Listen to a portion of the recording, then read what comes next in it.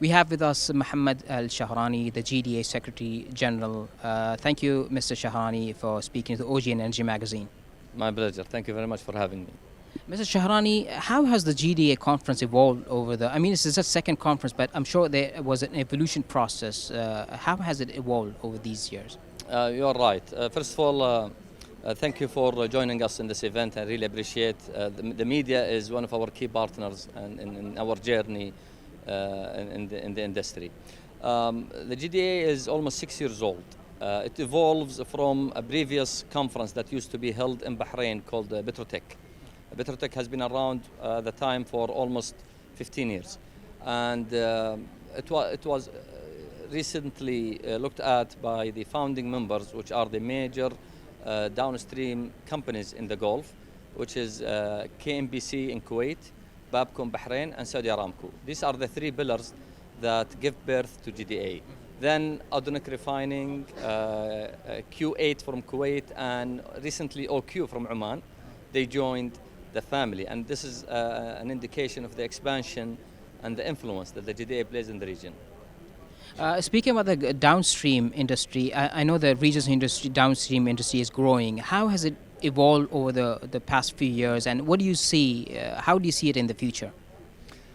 Well, downstream in the region, the oldest refinery in the region was Babco refinery back in the early 30s, then followed by Tanura refinery in Aramco early 40s.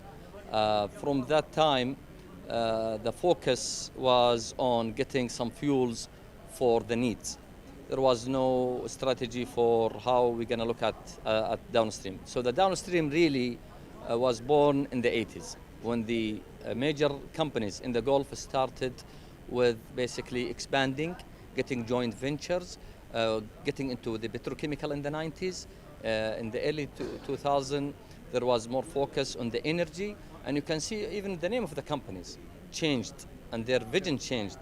That's the evolution of downstream. For example, some of the company, they replaced their petroleum or oil with energy company.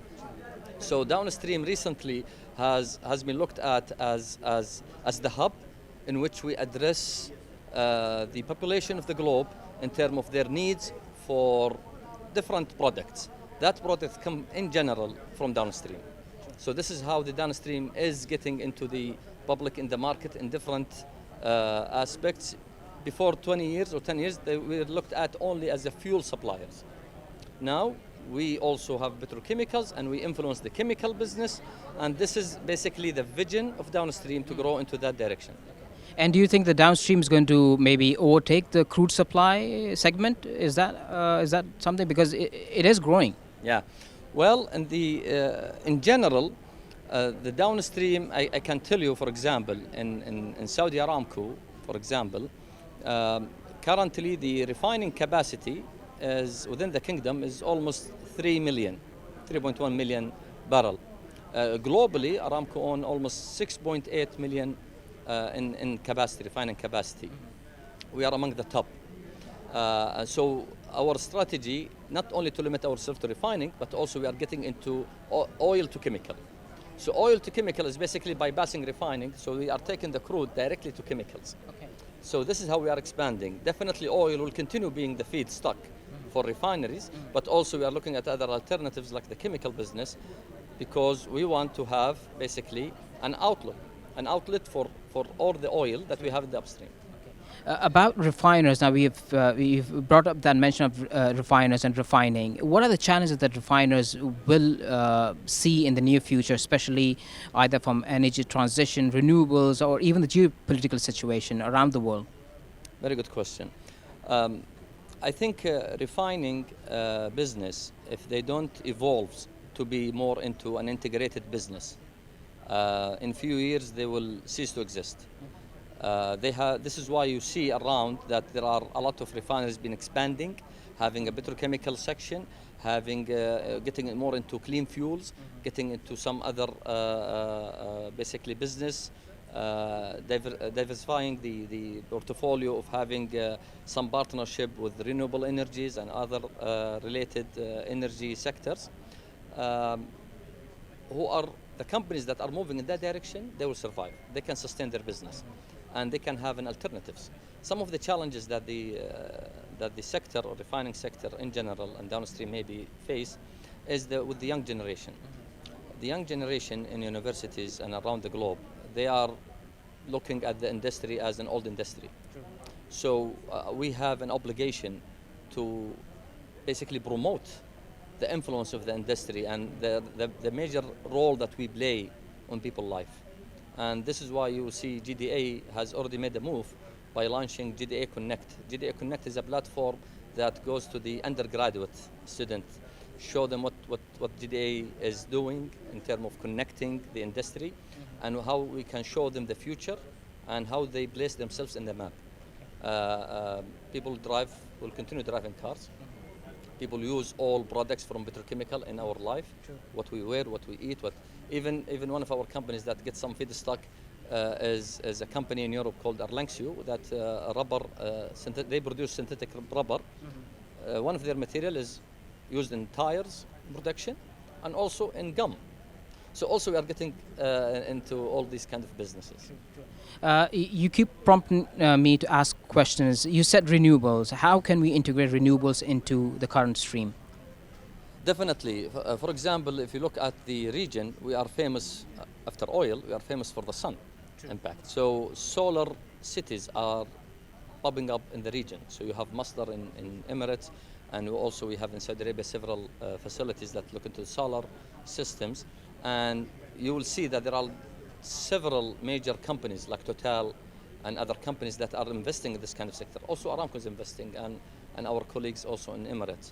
And basically, because we believe that you will always need oil, but also we can basically expand in the renewable energy because there are sources available and we can use an investment. We get in that kind of investment, it's in the best interest of the region and of the globe. Well, we're not going to get rid of oil and gas anytime soon. My question is, what do you say to the naysayers of oil and gas who reject oil and gas altogether? Well, I don't need to tell them anything. Just look at what happened during the geopolitics. When the oil prices went up, then in Europe and in the US, the products was limited. They had a limited supply. And people were basically looking for refining capacity. And the only refining capacity you have in the globe is in this region and maybe in Far East, China and maybe Korea. You never know what will happen. We learned a lot during the pandemic. We learned a lot that you cannot just even rely on one source. Definitely oil and gas will continue to be the cheapest source of energy. And this region is strong in making sure that this will continue being a reliable source of energy because of the capabilities and the blessing that we have in the region. So for those who really look into the future, I don't think it's wise that you judge an industry without looking at what might happen in the future. Keeping all doors open is very important aspect of our life, and it's a simple fundamental strategic approach since the humanity started. You should not rely on one thing, and you will always need whatever source you have around you. One last question about the young Saudi girls and boys, men and women who are entering the workforce. How ambitious are they? And we have the 2030 vision spearheaded by His Royal Highness, the Crown Prince. How do they fit in that grand scheme of things?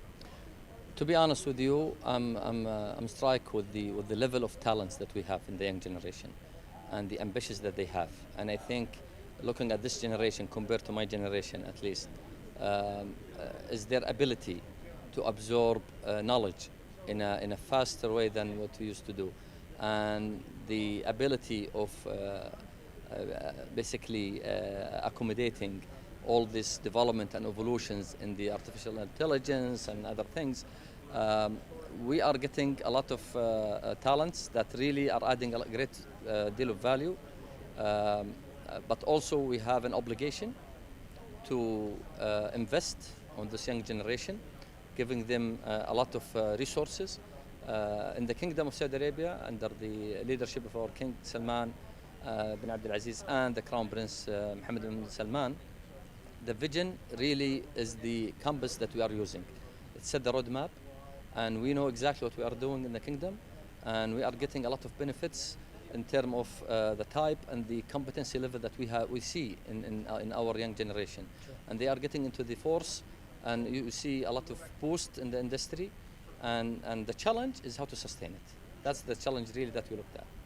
I'm just going to give you this last few minutes room for to say anything that you want, a piece of advice of anything that you. Well, I urge all type of industries that they have a certain level of relation with the refining industry to utilize GDA as a platform. GDA is the center of gravity in this area that connect different type of industries. We look at the service providers, what kind of service providers, contractors. You look at the consultants. You look at the governmental agencies, academic institutions. You look at licensed technology developers. All of them, they have links in a way or another to this industry. To utilize GDA as the hub and strengthen the industry, because at the end of the day, the whole globe is connected. And what impact an industry in an area definitely will impact other industries that are connected to it. Well, thank you, Mr. Shahrani. It was a pleasure speaking to you. Thank you very much. Thank you for having me.